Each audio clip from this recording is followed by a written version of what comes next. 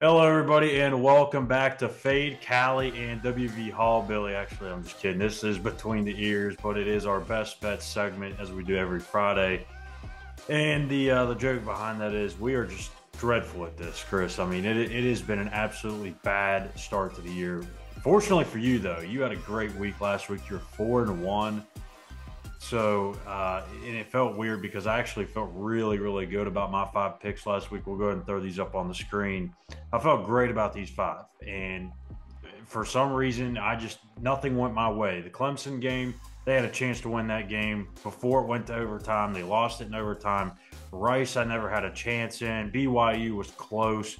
They had a chance to cover. I did cover Washington State.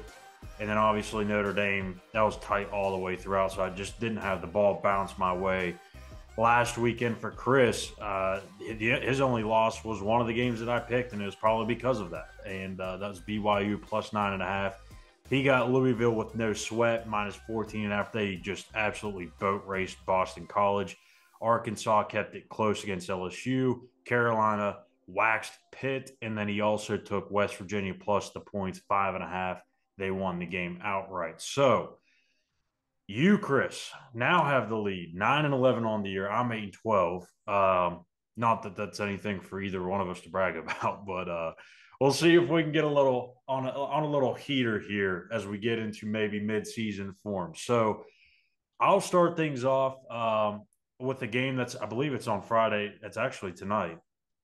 NC State plus 3.5. And again, if you know me, I'm not somebody that is a big NC State guy. And for some reason, I kind of get the feeling I know when NC State wins these games and they're not favored in. This seems like one of them. Louisville, they killed BC last week, and I don't know really what to make of that. It's an NC State Friday night home game. There's nothing else to do in Raleigh on a Friday night other than go to the Wolfpack game.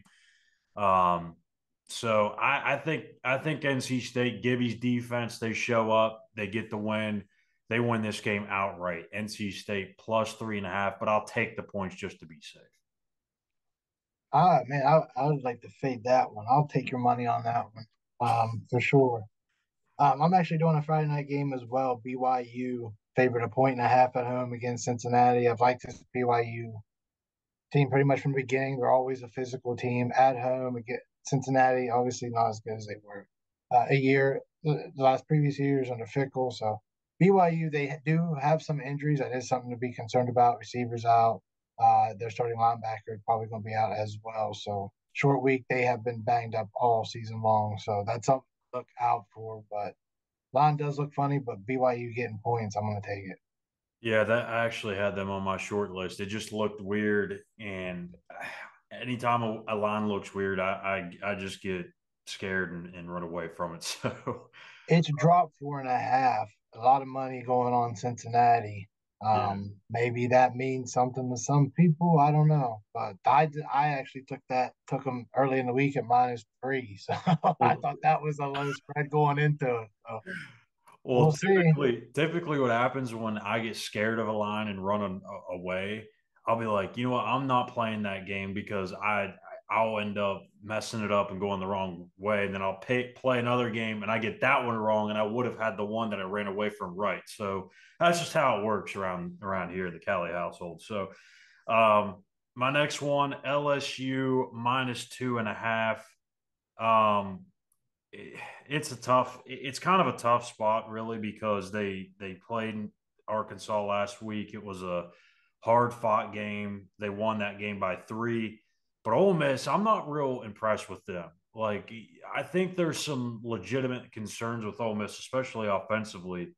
They're not as good as what they as everyone thought they would be. So I've got LSU on the road winning this game by a field goal or more. I feel pretty good about this one. So chalk it up as a no.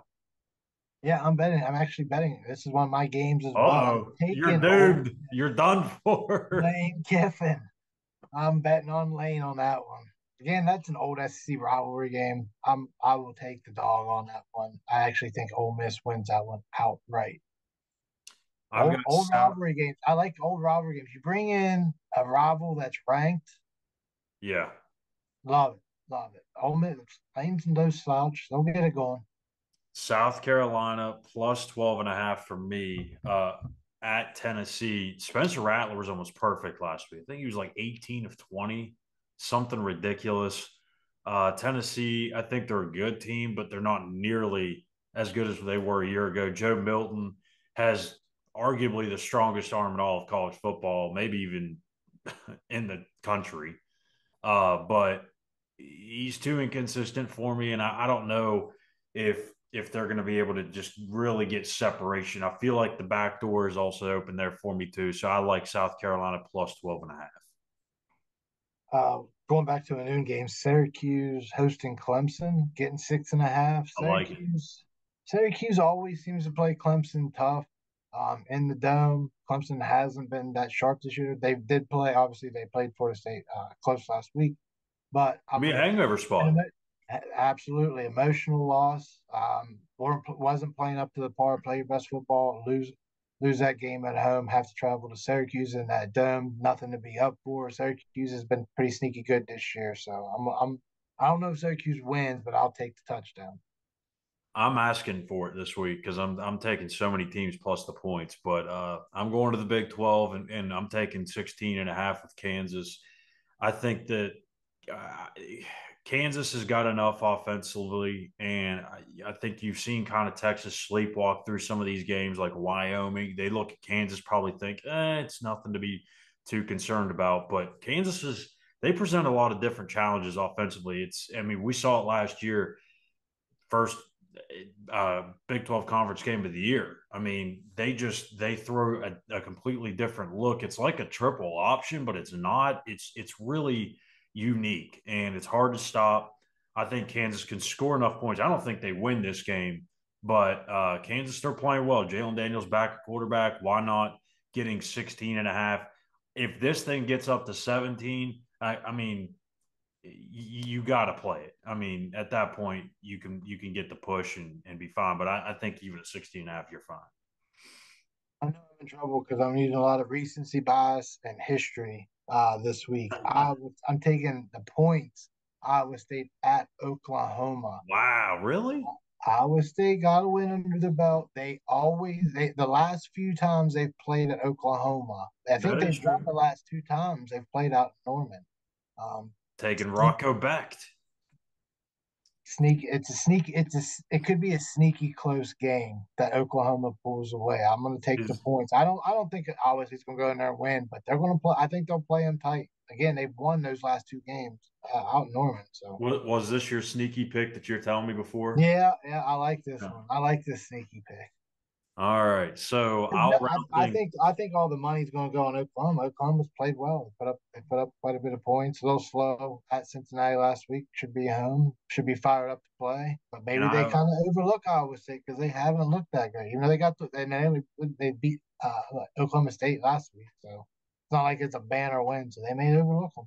and Iowa State before last week hadn't played well offensively, so I think a lot of people could think about that as well.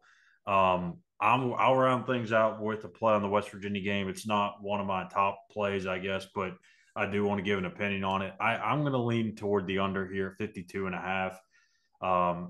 If it comes down much more, if it gets anywhere close to 50, which I don't think it will, but if it does, I'd start to back off of it a little bit. But the way I look at it is you don't know what really West Virginia's offense is going to look like. If Garrett Green is starting and he comes back, what's that going to look like? It's the first time he's played in a full game since Penn State. I think people forget about that. Obviously, he didn't play last week. He played the first 5 snaps against Pitt. He only played what, a half maybe against Duquesne. So it's been a long time since Garrett Green has played an entire game. And in that entire game, he played one of the best defenses in the country. So we really don't know what we're getting, especially if he's not 100%. If it's not, and it's Nico Marchiol, it's his first true road start. And I think they're the TCU defense. I don't think it's as bad as people make it out to be. Their run defense is really good. They're 16th nationally. The passing defense has given up some plays, but if you look at the statistics, a lot of that came in that season opener against Colorado. So I think they've kind of figured some things out. They are vulnerable in the passing game, but I just tend to lean to the under here because I don't see West Virginia. I don't know if they even get the 20, Chris. Like I think if they play their best brand of football this week, regardless of who's at quarterback, I still don't think they get the 20. I'm completely staying away from West Virginia. It's I probably not a bad idea. my feeling is West Virginia is going to get beat up pretty good. I Yeah. just I don't know how good this defense is when you kind of look at the schedule. And I'm not really counting Penn State, obviously the season opener, but they've been Chuck good got up. hurt last week. They've Like, been good up front, but can they stop a strong running game? I don't, Penn State. I mean, they slowed it down. They were able to pass the ball and kind of get it, open it up a little more. But I'm just staying away from it. And again, until somebody can make a play on the offense, not yeah, getting the explosive plays out of the backfield like they hope, White or Donaldson, or just not getting big chunks of yards. So it's been a grind. If they can, same thing as last week when I picked them to win and win that bet. Um, I thought they could play keep away and grind it out, and they did. I don't know if they can do that on the road at TCU. Night game at TCU probably going to be somewhat full. I don't think it's a sellout, but it'll probably be full for a night game. So I'm completely staying away from it, and I think I'm actually going against what I did for Clemson, just because Clemson played so bad up to Florida State, and I don't think they're going to be that consistently good this year. But I am going to take Notre Dame with the bounce back win at Duke. Duke has played well; they have looked good at times. I don't think they played, but I don't think they're ready for the likes of Notre Dame. Notre Dame has surprised me a little bit. They did play better against Ohio State than I thought they would last week. I thought they did match their physicality pretty well. So I'm going to take Notre Dame bounce back win. I don't think there's going to be a letdown in South Bend. I think they get it done on the road. yeah, and really quickly back to the West Virginia thing, and everyone's talking about how they were able to win that game last week, and Texas Tech, their quarterback was out, and they're saying, well, West Virginia lost their starting quarterback early in the game too, and in the week before, and they found a way to win. Yeah, but it's a different situation. Like I think going into that Texas Tech game, Texas Tech still didn't really know what to expect from Nico Marchiol. It was still kind of a question mark, and for me at least, like if Tyler Shuck plays in that game, they're not scoring 13 points. Like they're going to figure it out at some point. You're not holding Tyler Shuck to 150 yards passing and 13 points or whatever it was. Like he was, I know he had to the point where he left the game, he hadn't done anything, and neither had the offense. But I feel like at some point they would have broke through and found success. Like there's no way that they would have only gave up 13 points. That's just me, but I don't know. We'll see. This is a very big I don't know test. if you can say that. I mean, maybe they eventually did break through because they did start to wear them out in the second half, but Yeah, can't capitalize. I mean, they're still going to get the same pressure throughout the game. So that is it true. kind of is what it is. I mean, he went out because they kept hitting him. It's kind of Yeah. been where they're successful defense. I mean, they're beating guys up. I mean, that's what the defense that you expected at West Virginia. That's what you're getting. And I just don't know if the offense this weekend can be on the field long enough to give them a break, and you have to score points. And again, until someone makes plays, you just can't really, we're in that same boat. It's just now you have a better defense because you were able to retain players through the trust, and that you can see that things are built. The offense is still young, got a great offensive line that's able to protect the young guys, and especially still a young running back in CJ Donaldson. He doesn't have that many games under his belt, so they're all young. Hudson Clements, obviously a future star, redshirt freshman. He was a walk on. He's obviously deserved a scholarship. Devin Carter's a 1 year player, so until these guys find a rhythm with each other, it's going to be really hard to win road games, quiet the crowd offensively. And you're going to have to just kind of rely on that defense. So they have a lot to prove. Yeah, again, they have 3 wins. It's a great mark getting Texas Tech off your back. You've been better than in them in the past, and couldn't win. So now you got the win, got the Pitt win. You got to feel good. But first Big 12 road game, I just don't have much confidence this week because that's a really good offense. I just don't think they'll be able to keep up with the pace. Yeah, and I mean, I don't have the numbers in front of me, but I know Neil Brown's record on the road in Big 12 play is not pretty. Undefeated at TCU. But he is Well, it's undefeated at always been. TCU. Hey, that's Texas Tech, for whatever reason, had West Virginia's number. Maybe Neil Brown just has TCU's number in Fort Worth. Maybe it That just might be becomes a that thing. might be the case. And I will say though, if they do find a way to beat TCU, like I'm not saying that they have arrived. I'm not saying that they are No, a true no, player in the no. Big 12 by any means.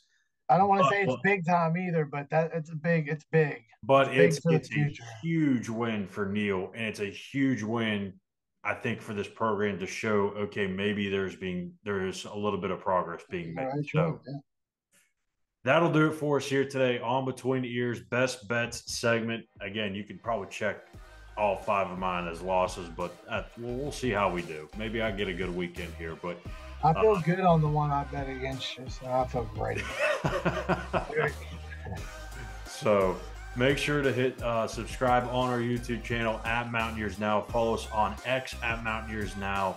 You can follow Chris at WB Hallbilly, myself at Callan _. And we'll be back tomorrow night, late edition of the Mountaineers Now postgame show. Chris is actually going to be filling in for Eugene, as Eugene is away watching his son Brandon coach at Rhode Island. So Chris, Sneaky, joined me. good uniforms. Yes. Crisp. Yes. Great Very uniforms. fresh looking. And, Yes. And so we wish Brandon the best of luck this weekend. And I know Gene will have a good time. So Chris and I will be back tomorrow. Mountaineers Now post-game show, wrapping up West Virginia and TCU. And we'll see you guys then. Take care.